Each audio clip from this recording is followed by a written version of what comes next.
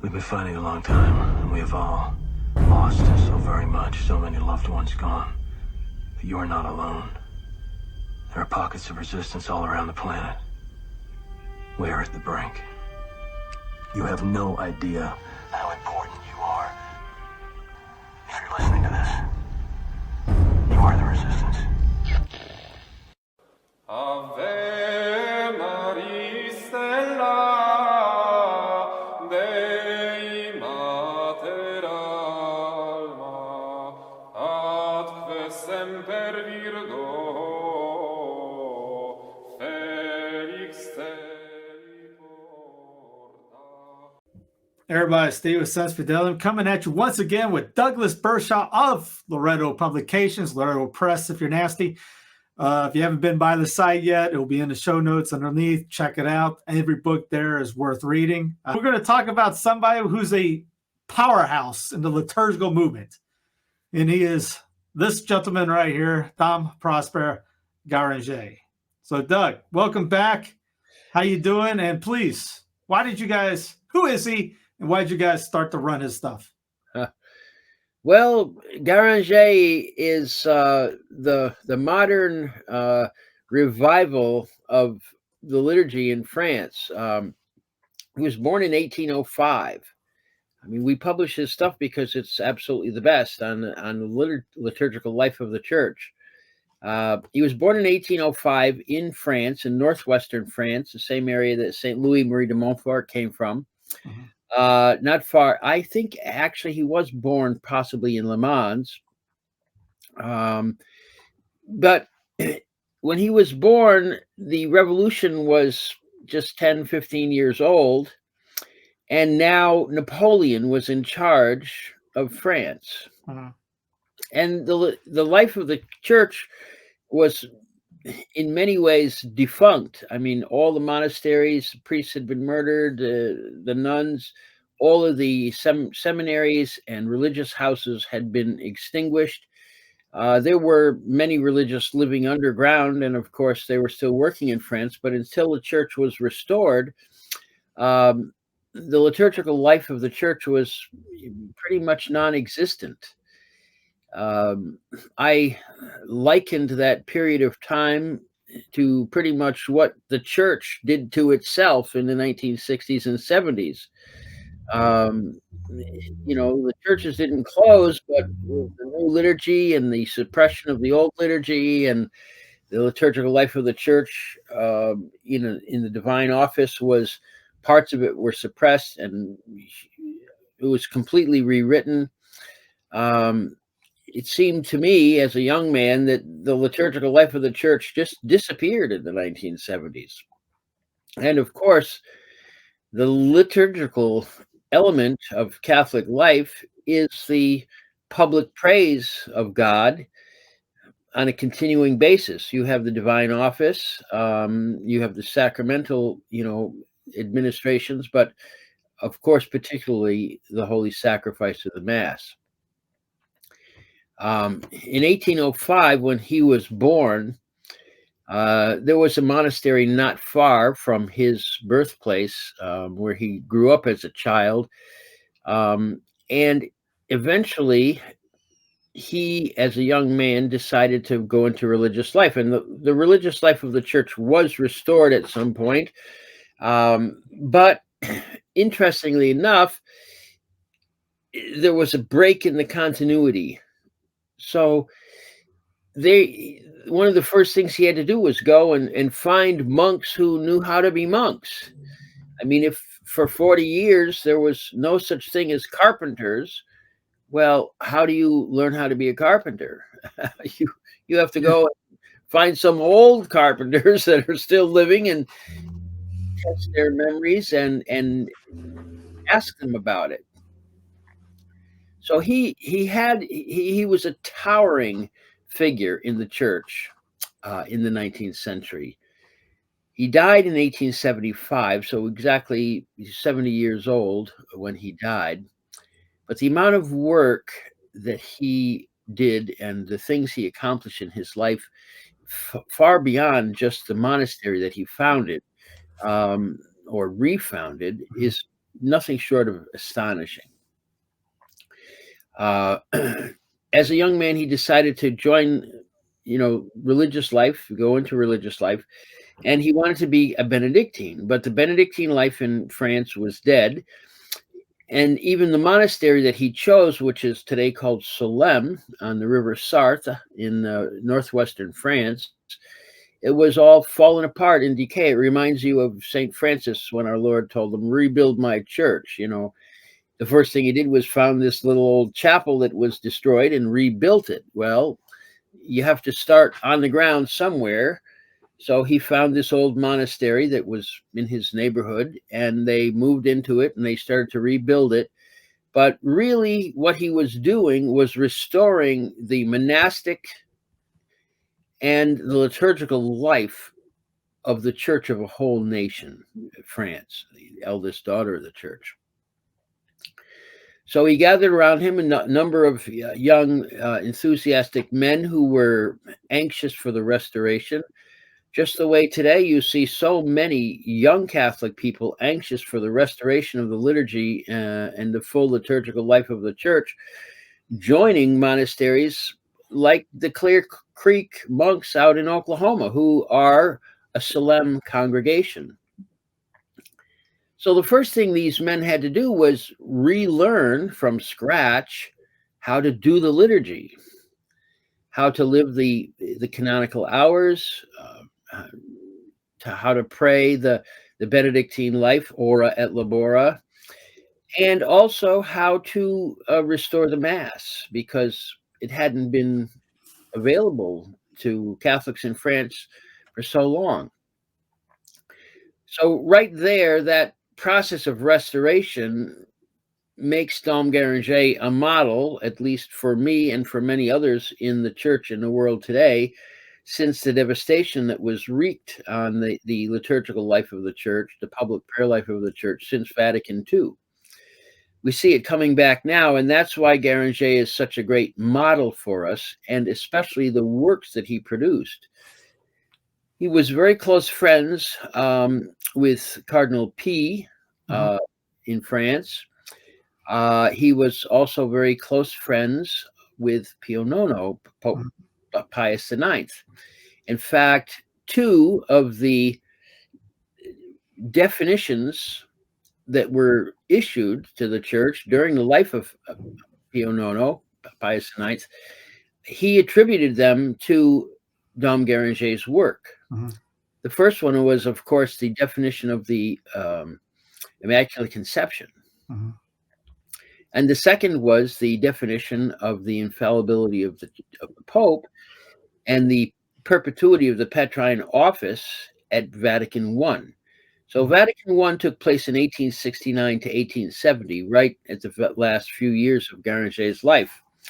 And he had written a book called The Papal Monarchy to defend the papacy against the attacks of the modernists and so on in his day.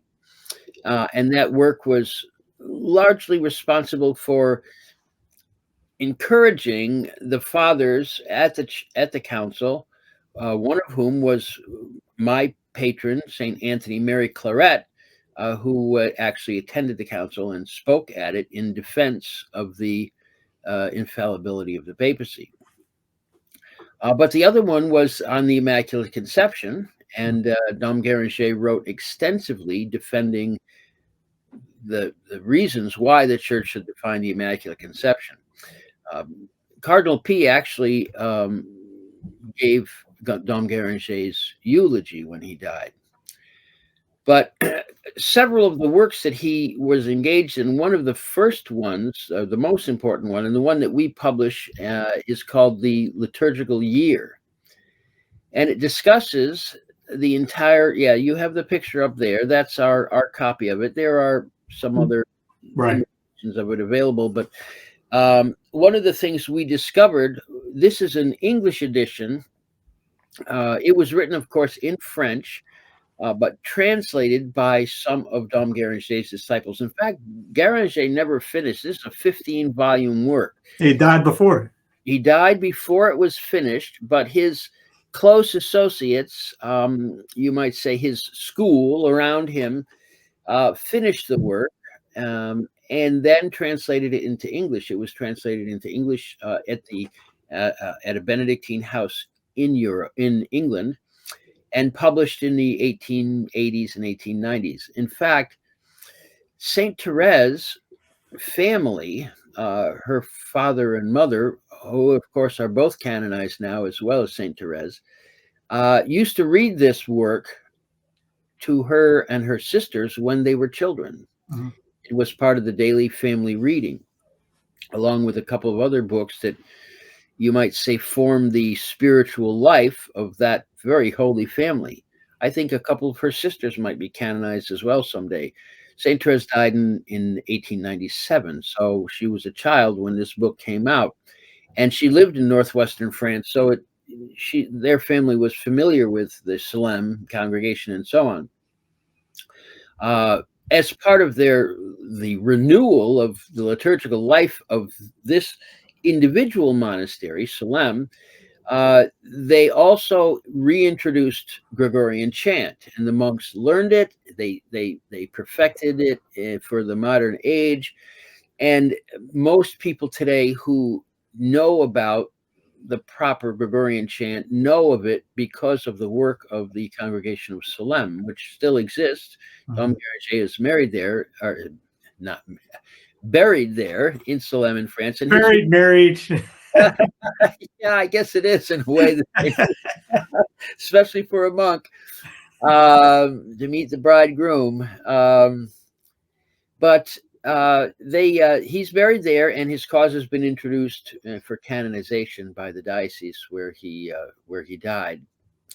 But this 15-volume set was originally published in England in its translated form, and then also later on published in the United States in the 20th century. But when they published it here, they deleted some of it.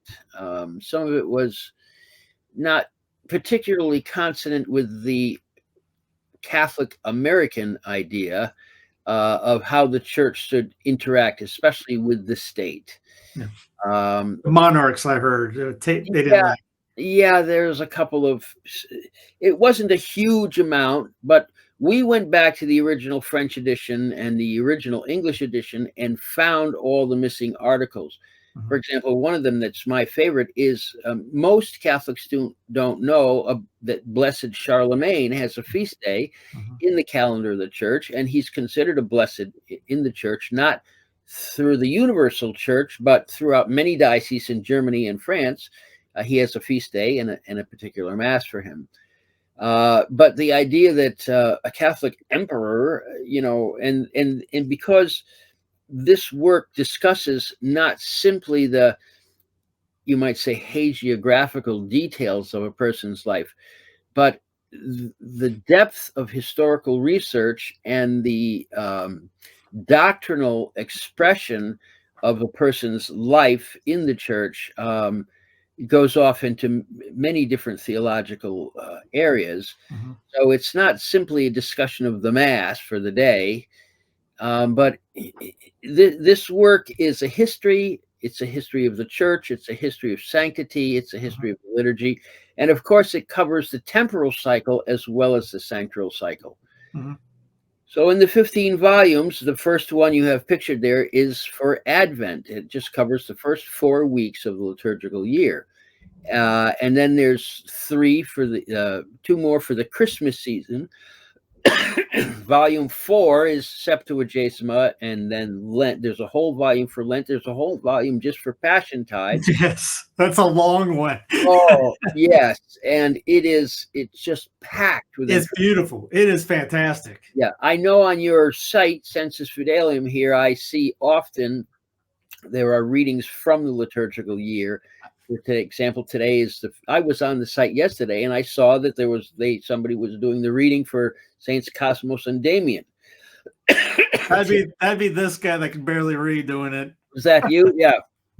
Today is the feast of Saint Wenceslas, King of Bohemia, and on the feast of Stephen.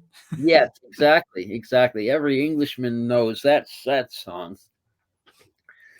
So, excuse me. Because people were begging him. If you read the biography that you guys published as well, here's the biography, ladies and gentlemen, if you're watching. Fantastic read. Great read. Reads very well. But he mentions in there, people were begging him, when's the next copy? When's Christmas coming out? When is Lent coming out? Hurry, hurry, hurry. And you just imagine this guy just putting, if you read what he writes, just fully loaded. And these people were just, come on, what's wrong with you? Why isn't this coming out? Are you doing it? A work like that cannot be rushed. And No. of course, he didn't rush it. He did it right. And his monks, the Benedictine life is divided into three parts: ora et labora, prayer and work. But the third part that isn't part of their motto is study. So they constantly study the faith, like for Saint Peter said, you have to learn to give reasons for the hope that's in you.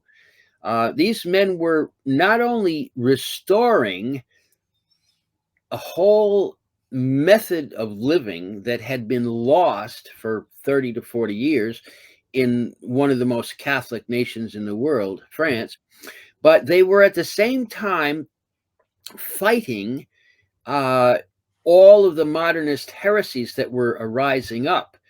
Jansenism, of course, and Gallicanism were very strong in France at the time. So there were a lot of polemical writings that were uttered from Salem. He also was defending other doctrines of the church. As I mentioned, the infallibility of the Pope. He was what you would call an ultramontane man.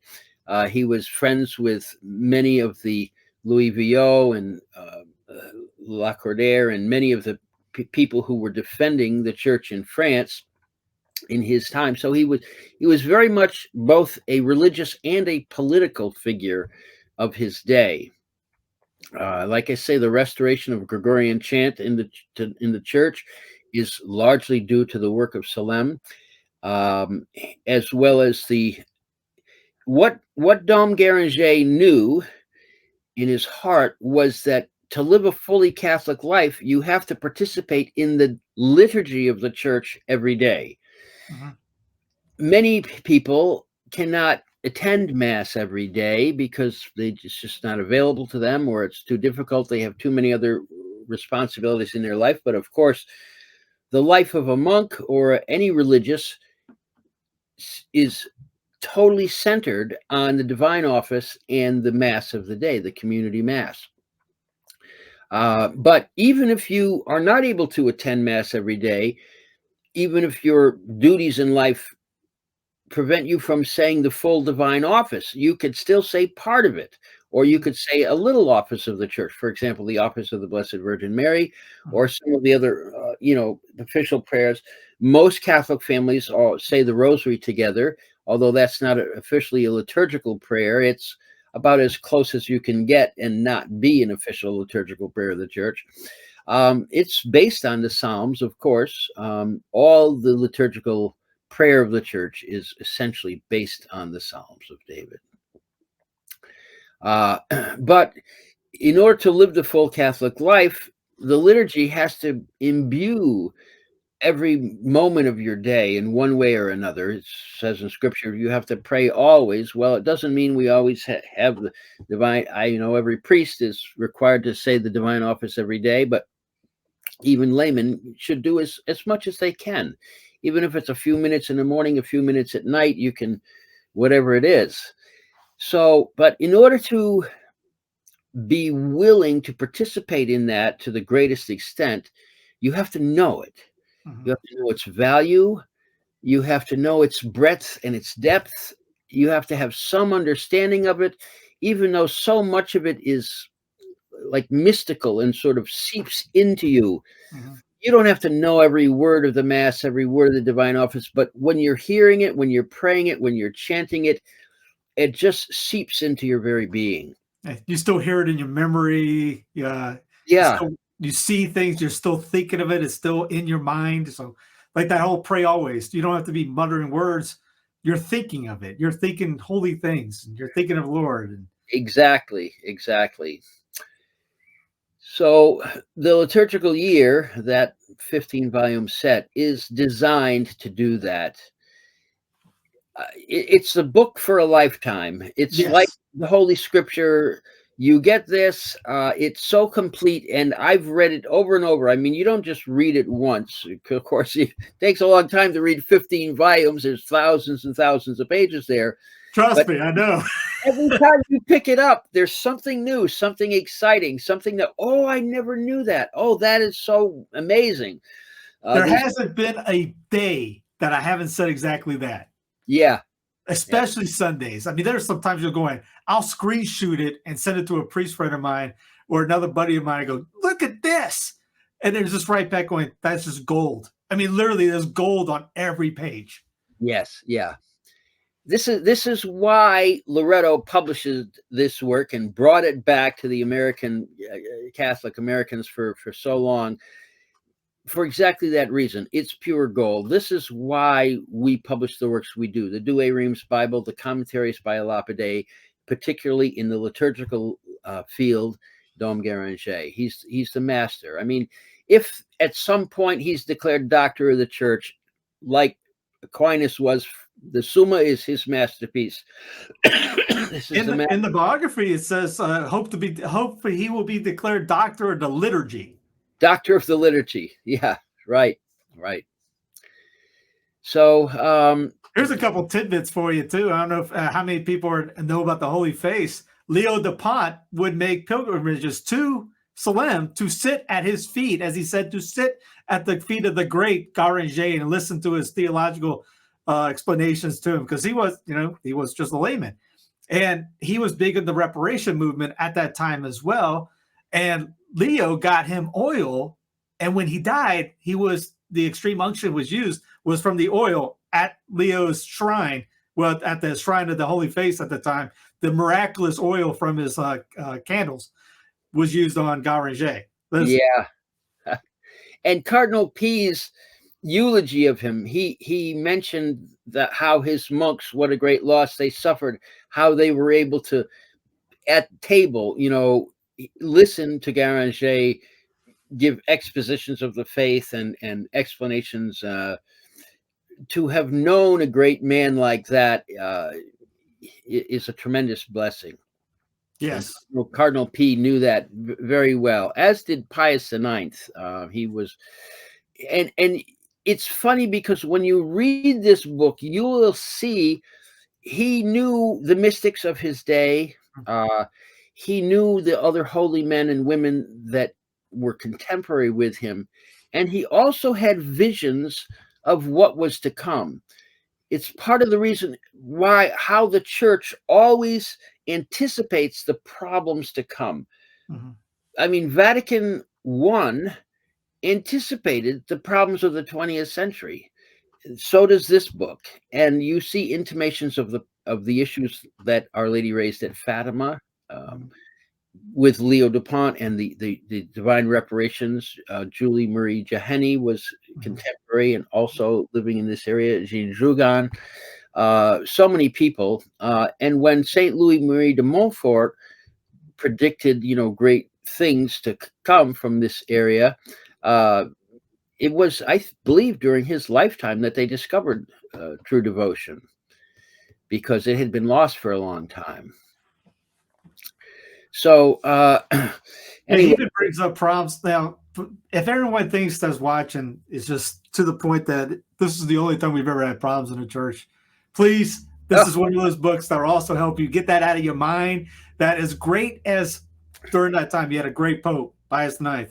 You had there's people before him. The times were not as great in the world as you would think. It wasn't sunshine and lollipops. Everybody's walked through in processions and pictures everywhere. Now, he even talk about the lukewarmness of the people. And when you read it, you'll think of, man, he's talking about his day. As he says in a couple times in a couple of writings, what do people think about us now? Indeed. What do you read that in 2022 going, what does God think about us today? If that was a problem then, and they were way better than us. Yes. But it's also encouraging, because you see that even though the battle lines shift, They're always there. The pressures, the war on the faith is always the same.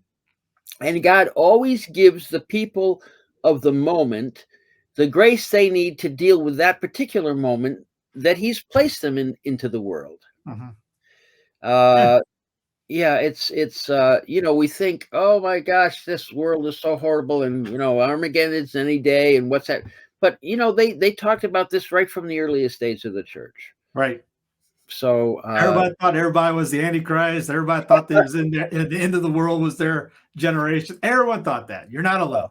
yeah, it's the one thing that our Lord absolutely refused to answer to his apostles was, when's the end of the world coming? Well, don't worry about it. Yours is coming pretty soon, even if it's within the next 50 or 60 years. It's not too far down the line. So you just deal with your life and you live it. But this is the type of book that can help you tremendously to see and understand.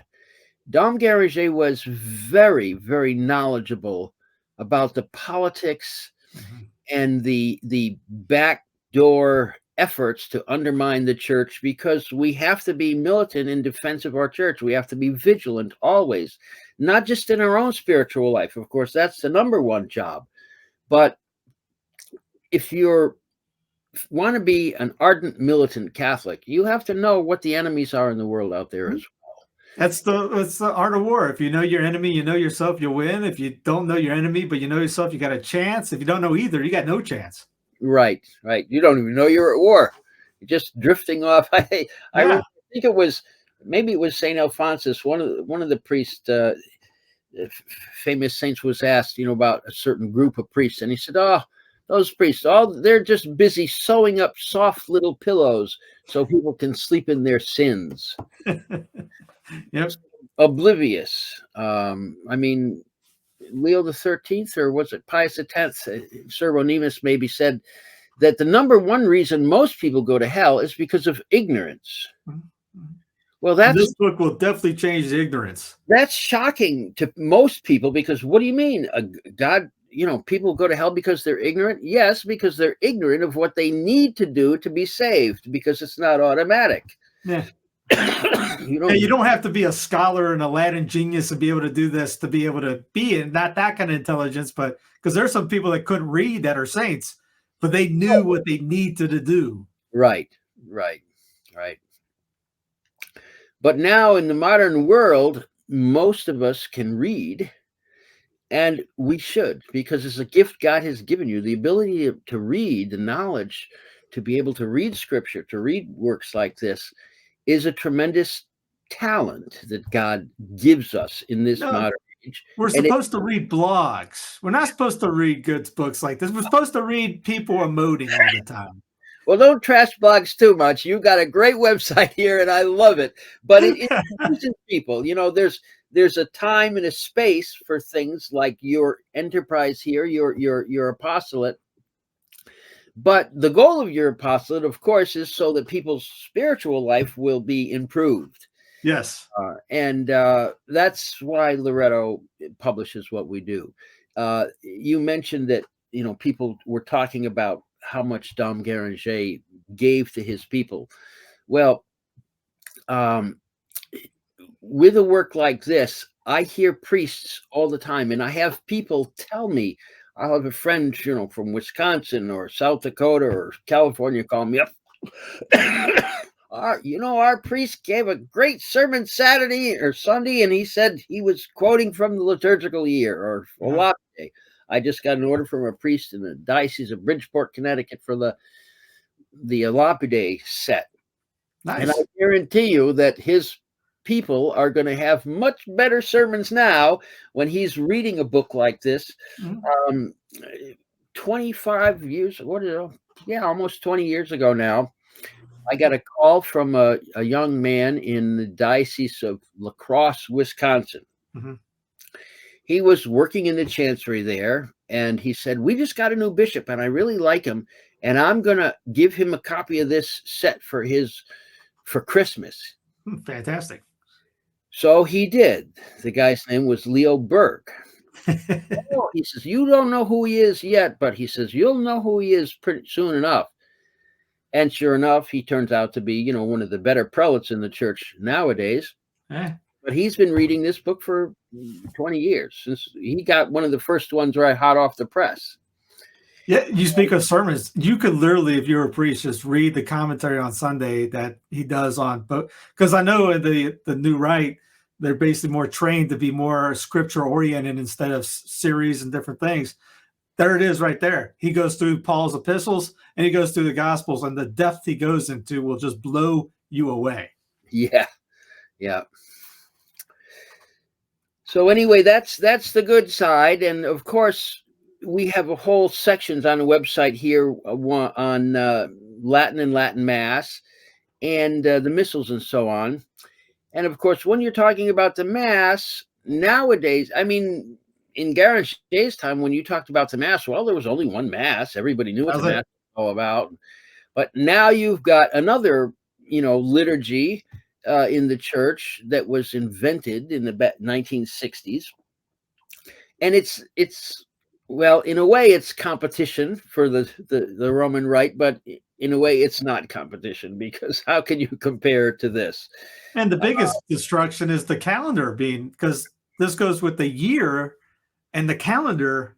Even St. Alphonsus' daily meditations, the calendar got changed. So now instead of the ninth Sunday after Pentecost, I don't know what it would be equivalent to, but it's not in the same reading. It's a different thing. So they call it ordinary time. Well, what's ordinary about it? It's the fifth Sunday after Pentecost. We always have the same sermon. We always have the same, it's reading, same everything. It's low, Quinquagesima Sunday. It's low Sunday. I mean, the whole, and all of these things, these changes, even if the changes aren't terribly bad, which most of them I think are, but even if they weren't, the very notion that it changes something that has been the same for hundreds and hundreds and hundreds of years, and people's lives are imbued with it. I mean, how many books do you read, or historical accounts? Oh, it was on Michaelmas Day. Well, what the heck is Michaelmas Day? Well, everybody knows what Michaelmas Day is, but they don't now because they don't have it anymore. Right. Yeah. So, you lose continuity, you lose your sense of depth, your sense of identity, the sense that your religion goes right back to the apostles. In fact, right back to Adam and Eve when you get right down to it. That's why one of the books on the Mass that I love the most is not even technically about the Mass. It's called Burning Bush, Burning Hearts. It's about this Mass in Exodus.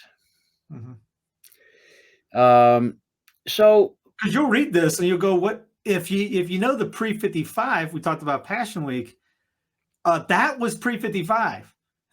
Obviously Guranger was pre-55, so it made sense. After you read Guranger, that whole liturgy makes sense. If you watch it going, this is beautiful, but I have no idea what's going on, you pick up his Good Friday, Holy Thursday, Easter Sunday, or Holy Saturday, the Easter Vigil, and you understand why the three prongs, why they kneel to kiss the crucifix. As he brings up, it's the communion for the laity. When you hear that, you're like, that's beautiful, because Father is the only one that has communion. The rest of us don't, and you're going up there to reverence the cross, and it used to be the true cross, and now that's just a symbol of the true cross. The connection that you get from reading it is, again, it goes into mind-blowing gold in a sense. Yes, yeah. This is one of those series that you just must buy for your house. And I might as well announce it now, even though it isn't quite official yet. We've just had to reprint this hardcover set. The recent hardcover set was fairly expensive, over $500, because of the way the times are and so on. But I've got someone to help me finance it, and we've been able to get more printed. And so for the Christmas season, probably beginning in October, we're going to be offering this for over $100 off. Oh, nice. So it'll be $3.99 for the set, for the hardcover. That's a steal. Yeah, if anybody's interested in getting it, hold off for a week or two and get the hardcover set for $3.99. We mentioned the word gold. Gold right now is what, $2,000 an ounce or something like that? Pick a number like that. This is gold for your soul. If we're pouring treasures up in heaven, This is 15 volume set. That's 8 volumes of Tradivox behind me. So another double that. And again, gold for your soul. This will make you a saint if you read it every day. And it's not every day that they have a writing. I mean, when you get into Pentecost, the time after Pentecost, it's just the Sundays for the Mass, and you got obviously saints. And there's some days there isn't one written down, so it's not an every day, literally every day. Sometimes there's a 2-for-1 special. You get like Advent and Lent. You get daily writings for both saints and the liturgy. You can't miss this. Yeah. You see on the front page of our website, we have a picture of Saint Therese, and we're also called Loreto Publications. This is because Dom Gueranger and Saint Therese had tremendous devotion to the Holy House. And Saint Therese visited the Holy House once when she went to Rome as a young girl. In fact, most people might know the story of how she pestered Pius IX to let her, or not Pius, Leo III, to let her become a nun before the age that was regulated. So very much of a dedication to the Holy Family, the Holy House. Saint Therese, she's our particular patroness, and Dom Gueranger.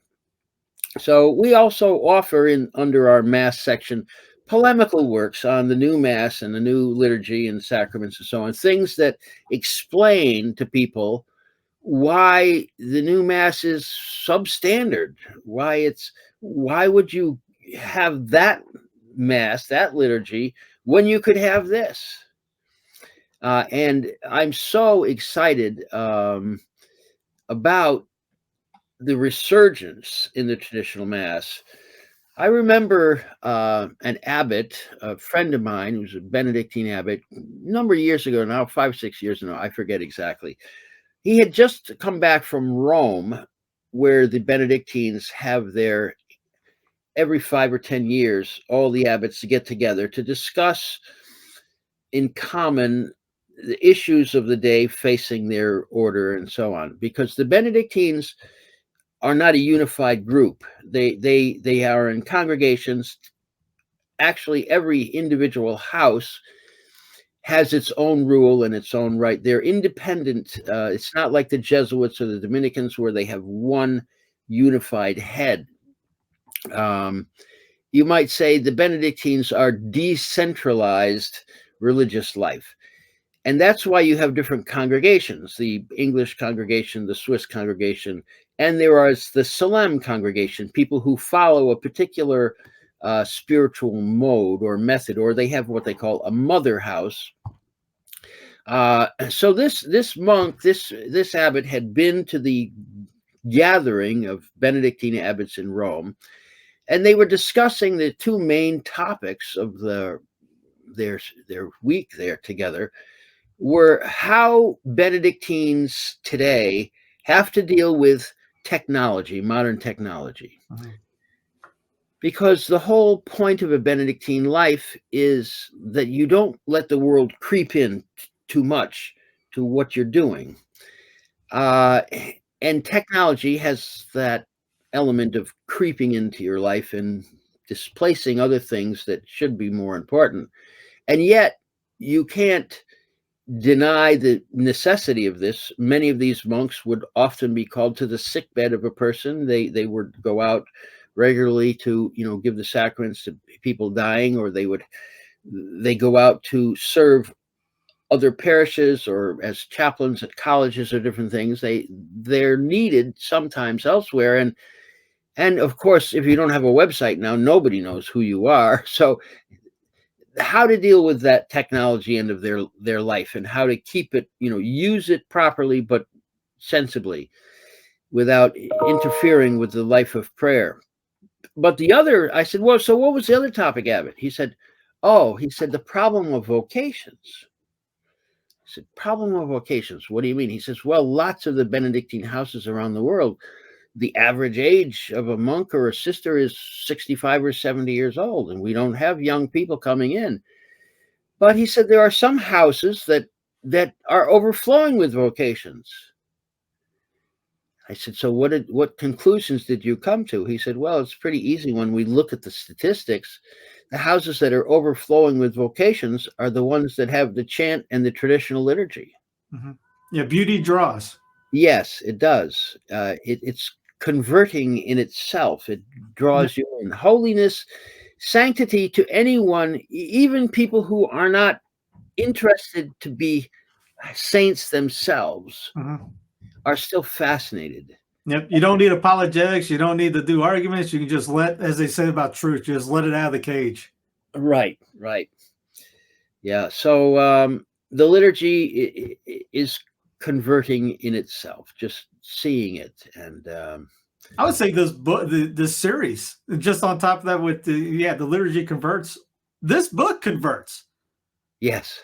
If you're on teeter-tottering or anything like that, or just maybe lukewarmish, or I go to the mass, but it's not just not a big deal. I just do it because I like the aesthetics.